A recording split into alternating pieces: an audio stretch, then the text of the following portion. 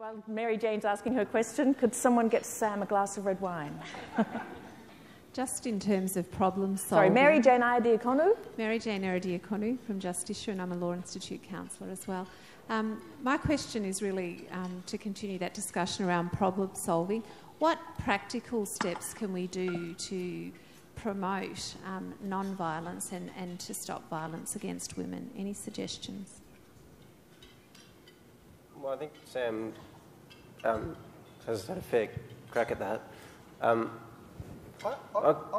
honestly staggered that it's not that there is no organisation, there is no government body, there is no individual even in this country who is actively campaigning for relationship lessons in our. We've confined it to physical development, I think they call it, to how your testicles grow and when your boobs started to appear and when you menstruate, and then to this tiny little slither of education where we show kids how to have sex with each other. When we all know, every person in this room knows that sex is the easy part. It's how the hell do I get on with the people around me? It boggles the mind that we don't have relationship classes in our schools, that we don't teach children how to interact with each other with respect, with dignity, without hurting each other's feelings. And to me, that would seem to be the basis of any healthy, mature, evolved society. What would you say about politicians who stand in front of banners at rallies saying, "Kill the bitch," referring to the Prime Minister, and to the media outlets who film it and put it on primetime TV? You can't blame the media outlets for filming it because it's important that we see that image. It's important that he is condemned for that image. And the thing is that you would hope that that image would be self-regulating in that there's enough people out there who are sensible and clear thinking that they would never vote somebody prepared to reach those tactics into office. Khalid? I think... practical steps? Well, no, I'm an academic. I'm not practical at all. But I want to say this. I think Sam's point about education is well made, but education doesn't solve problems in that way. There are plenty of very well-educated people who indulge in all sorts of behaviour that's contrary to the education they've received. But they were never educated in relationships. They were educated as lawyers, or they were educated as cellists, or they were educated as... No. My point is that educating somebody in a particular way does not guarantee they will behave in accordance with that education. The determinants of violence, and this is generally, not necessarily misogynist violence, but just violence generally, the determinants of violence are really complex. But they are also socially rooted. And one of the key determinants of violence is a psychology of humiliation and social structures that exacerbate inequality. So what I would like to do is, I don't know, perhaps this is impractical, but I don't think it should be. What I would like to do is actually start a totally different conversation about violence that doesn't focus on the individual perpetrator, although that's a relevant locus of analysis, and the courts deal with them all the time, and that's exactly right. But there are structural causes of these things, and we have a society that is hurtling in a more unequal direction. With that, there's a fair body of research that will predict with that will come increased violence. But there's also... So are we prepared to ask those questions and answer those questions? Because it's kind of easy to stand up and say, look, isn't violence against women or anyone a terrible thing, and we need to punish the perpetrators and so on and educate them and all that. Yep, fine. I don't think it's going to solve the problem. At a very practical level, there are some terrific websites. There's one that those who helped me do the research for this found called AdPunch. It's an Australian website. It's the place to go to lodge your complaints about sexist advertising, and they're very effective at lobbying the Advertising Standards Council. That is to some extent a toothless tiger because it's a voluntary code, but nonetheless some ads have been taken down as a result of lobbying by groups such as AdPunch or those who lobby the Advertising Standards Council. But that's not a bad start, to start conversations about these things too, and to have reactions against them rather than think you've got to put up with them. There's also a lot of research out there that plainly shows that we live in the least violent time in history, and that despite violence being intolerable and not something that we need to encourage, and yes, we need to diminish it, we do tend to exaggerate the danger and the violence of the society we live in. The fact of the matter is that domestic violence, all forms of violence, whether it's intrastate or interstate, is at its lowest levels in the history of humanity. I just disagree with that.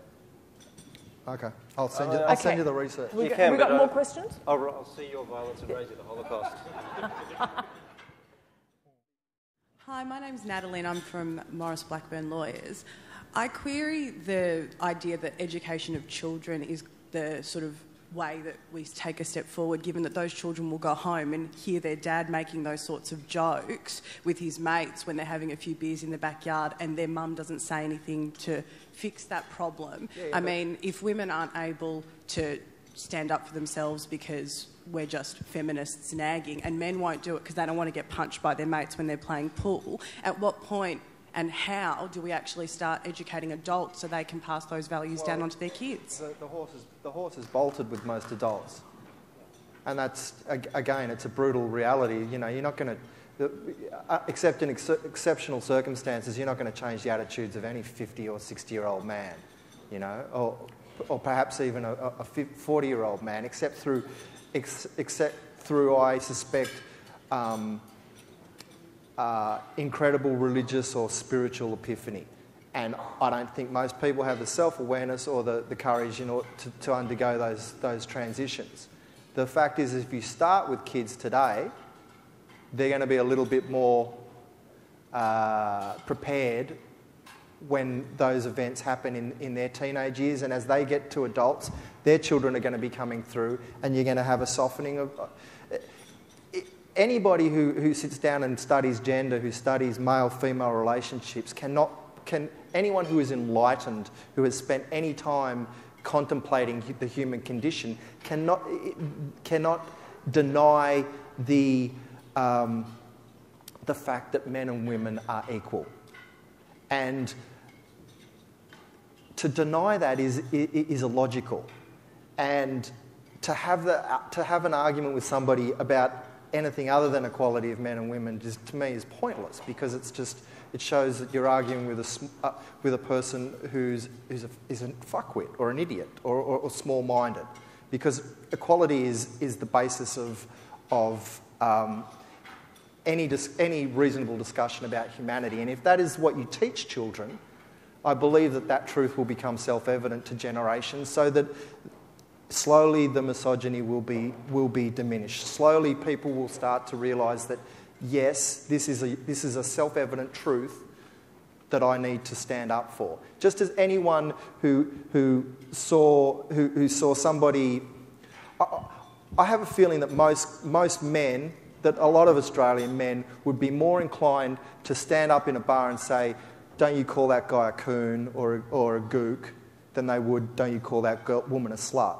And I think that it's unfortunate that our evolution as a society seems to be spreading to different religions. And, it's a great thing that it's spreading to religions and to colours and creeds, but not to gender. But I believe that that's pretty much at the heart of the human conflict, of the human condition, that that men are fearful of the place that we came. Well, Lee, do you want to add anything? Because I'm told we have to stop. I'm not even allowed to take your question, I'm told. I'm sorry about that. Overruled. Well, in that case, I will, certainly. Look, it's plainly obvious that education will help, but it won't solve the problem. The idea that there is a solution out there and all we have to do is find it and apply it is just naive. No, it's a combination of factors, obviously, and I feel like an idiot saying it because it's so obvious. But bear in mind, social change, when most things become consistent, they become repeated, then slowly structures change. Children will take on attitudes of their parents, sure. And children will also rebel against those attitudes if they're given other inputs that allow them to see that as something that's worth rebelling against. Who is it that is least likely to be a smoker? It's a child who has a parent who was a smoker. We don't just inherit everything. Sometimes you rebel, yeah. As a child of a smoker, I can tell you. As a child of a smoker, I wish I could give up. Okay. Thank you. Shut up. Caroline. Well, I think you'll agree that that was absolutely fascinating. So a round of applause for our moderator and two speakers.